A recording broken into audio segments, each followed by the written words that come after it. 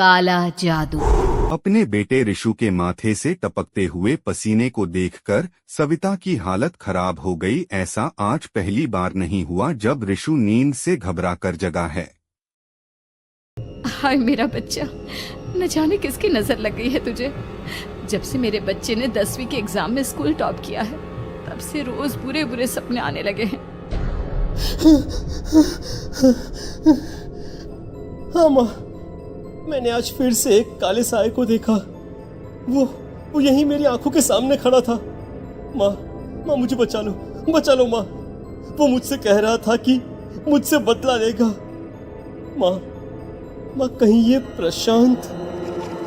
चुप कर, कैसी बात कर रहा है? दोबारा उसका नाम मत लेना। तुझे पता है ना, उस प्रशांत ने आत्महत्या कर ली, तो बार बार उसका नाम मत लिया कर। मम्मी, क्या सच में प्रशांत ने आत्महत्या की थी? चुप कर, बहुत सवाल पूछता है आजकल। और फिर रात के वक्त सविता के पूरे घर में एक अजीब सा काला धुआं छाने लगा। गहरी नींद में सोई सविता की जैसे ही आंख खुली, उसका दम घुटने लगा। वह दौड़कर ऋषु के रूम की तरफ गई, जहां उसके दरवाजे पर घूमती एक काली परछाई देखकर वह पूरी तरह से घबरा गई। कौन है वहाँ? कौन है? सामने आओ। ये मैं हूँ, तुम्हारी काली करतूत।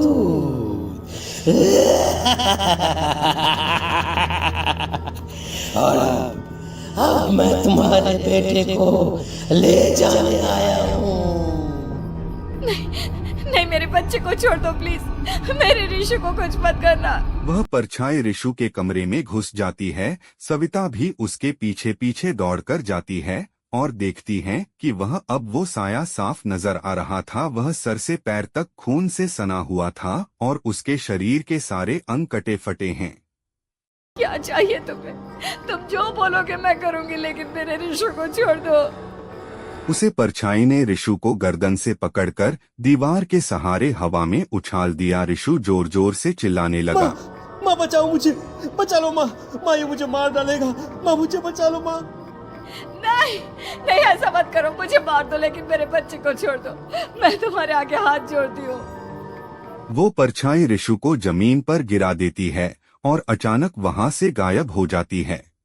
ऋषु, मेरा बच्चा, तू ठीक तो है ना? कुछ बोल बेटा, क्या हुआ है तुझे? मैं ठीक हूँ माँ। क्या हुआ था यहाँ पर? कुछ नहीं बेटा, कुछ नहीं। तू परेशान मत हो। हम कल ही गांव के बाहर जो तांत्रिक महाराज रहते हैं, उनके पास चलेंगे। ठीक है माँ, हम जल्द ही उनके पास चलेंगे। मुझे बहुत डर लग रहा है माँ।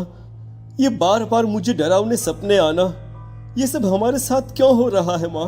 अगले दिन सविता अपने बेटे ऋषु को लेकर गांव के बाहर तांत्रिक के पास जाती है। जिस जगह पर तांत्रिक रहा करता था, वह जगह बहुत डरावनी थी। चारों तरफ कंकाल थे और वो जगह खूब भूतिया नजर आ रही थी। गांव से दूर उस वीरानी जगह पर जोर से आंधी चल रही थी। ऋषु ने डरकर अपनी माँ का हाथ पकड़ लिया। माँ मुझे बहुत डर लग रहा है। ये कैसी जगह है? देख बेटा, हमारे साथ जो कुछ भी हो रहा है, उसका इलाज सिर्फ और सिर्फ ये तांत्रिक महाराज ही बता सकते हैं। अब यही है जो हमें प्रॉब्लम से बाहर निकाल सकते हैं।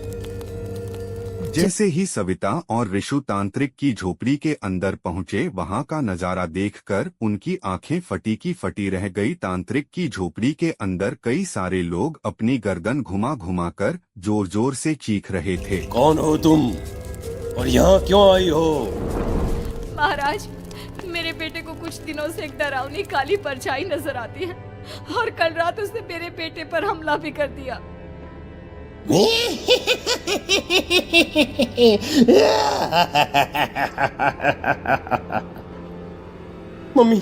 मम्मी हमें यहाँ से चलना चाहिए। ये जगह मुझे ठीक नहीं लगती। नहीं बेटा, ऐसा नहीं कहते। रुक जाओ, 2 मिनट के लिए रुक जाओ। क्या कहा? काली परछाई? तुम्हारे बेटे पर किसी काली परछाई ने हमला किया? हाँ महाराज, वो कह रही थी कि वो मेरे बेटे को कुछ कर देगी। कोई उपाय बताइए महाराज, मेरे बेटे के साथ कुछ गलत नहीं होना चाहिए। तुमने किसी दूसरे के साथ गलत किया है। तो तुम्हारे साथ भी गलत होकर ही रहेगा। तुमने किसी की जान ली है, किसी को मार डाला है तुमने। नहीं महाराज, मैंने ऐसा कुछ नहीं किया। मैंने किसी की जान नहीं ली। मुझे कोई उपाय बताइए। लगता है तुम इतनी आसानी से नहीं मानोगी। मैं तुम्हें अभी उस काली परछाई से मिलवा देता हूँ और वही सारा सच तुम्हारे सामने लेकर आएगा। सविता और ऋषु ने डर के मारे अपनी आंखें बंद कर ली। तभी अचानक तांत्रिक की झोपड़ी में अजीबोगरीब आवाज गूंजने लगी। सविता और ऋषु बुरी तरह से कांप रहे थे। आंखें खोलो और अपने सामने देखो।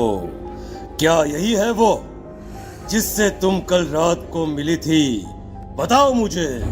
हाँ, इसने कल रात मेरे बेटे के ऊपर हमला किया था। ये उसी लड़के की भटकती हुई आत्मा है जिसे कुछ दिन पहले तुमने मार डाला था। मम्मी ये महाराज क्या कह रहे हैं? क्या सच में आपने किसी की जान ली है, किसी को मार डाला है? अगर हाँ तो बताइए ना मम्मी, किसको मारा है आपने? किसको? तुम्हारी माँ इतनी आसानी से सच नहीं बताएगी बेटा। इसने एक बच्चे की जान ली है। कहीं उसका नाम प्रशांत तो नहीं महाराज? वो मेरा दोस्त है, मेरा मतलब मेरा पड़ोसी है। सही पहचाना। देखा सविता, तुम्हारा खुद का बेटा भी जानता है कि तुमने किसी के प्राणों की बलि चढ़ा दी और इसीलिए अब उसकी बुरी आत्मा तुम्हारे घर में भटकती है। मुझे माफ कर दीजिए महाराज, मुझसे बहुत बड़ी गलती हो गई। प्रशांत हमारे पड़ोसी का बेटा था। हर बार उसके नंबर मेरे बेटे से ज्यादा आते थे और इसलिए मैंने उसके कमरे के बाहर काला जादू किया था, पर मुझे नहीं पता था कि वो मर जाएगा। तुम्हारे उसी काले जादू वाली गुड़िया के अंदर एक बुरी आत्मा थी जिसने उस बच्चे के दिमाग पर बुरा असर कर दिया और उसी की वजह से उस लड़के ने अपनी बालकनी से कूदकर आत्महत्या कर ली। इसकी वजह सिर्फ और सिर्फ तुम हो, तुम। नहीं महाराज, जो कुछ भी हुआ मुझे नहीं पता था कि प्रशांत अपनी जान दे देगा। प्रशांत की आत्मा इस वक्त तुम्हारे सामने खड़ी है, हमसे बात करना चाहती है। बोलो क्या कहना चाहते हो? मैं जीना चाहता था, बड़ा होकर कुछ बनना चाहता था। आपके बेटे से मुझे कोई परेशानी नहीं थी। अरे वो तो मेरा अच्छा दोस्त था। मुझे माफ कर दो बेटा, मुझसे बहुत बड़ी गलती हो गई, मुझे माफ कर दो। माफ करने से मुझे वापस जिंदगी नहीं मिल जाएगी। मेरे माँ बाप आज भी मेरे लिए रोते हैं। आपने मेरे साथ बहुत गलत किया है, बहुत गलत। और तभी अचानक प्रशांत की आत्मा वहां से गायब हो जाती है। सविता जोर जोर से रोने लगती है। सुन लिया तुमने? ये तुम्हारे अपने ही किए हुए पाप हैं जो इस तरह से तुम्हारे सामने आ रहे हैं। माँ, ये आपने अच्छा नहीं किया। सिर्फ 10th बोर्ड के एग्जाम में मैं टॉप कर पाऊं, इसलिए आपने मेरे दोस्त के ऊपर काला जादू कर दिया। नहीं मम्मी नहीं, अब हम कभी खुश नहीं रह पाएंगे, कभी नहीं। मेरे दोस्त की आत्मा को कभी शांति नहीं मिलेगी मम्मी, कभी नहीं। लेकिन मैंने जो कुछ भी किया सिर्फ तुम्हारे लिए किया। वो लड़का हमेशा फर्स्ट पोजीशन पर आ जाता था और इस वजह से हमेशा तुम्हारे मार्क्स कम पड़ते थे। मैंने तो सिर्फ उस पर एक छोटा सा काला जादू किया था बेटा। मुझे क्या पता था कि उसका ये नतीजा निकलेगा। जिस गुड़िया को तुमने उस लड़के के कमरे के दरवाजे पर लगाया था, दरअसल उसके अंदर एक बुरी आत्मा का प्रवेश हो गया था, जैसा कि अक्सर काला जादू करते समय हो जाता है। मुझे अपनी गलती का एहसास हो गया है।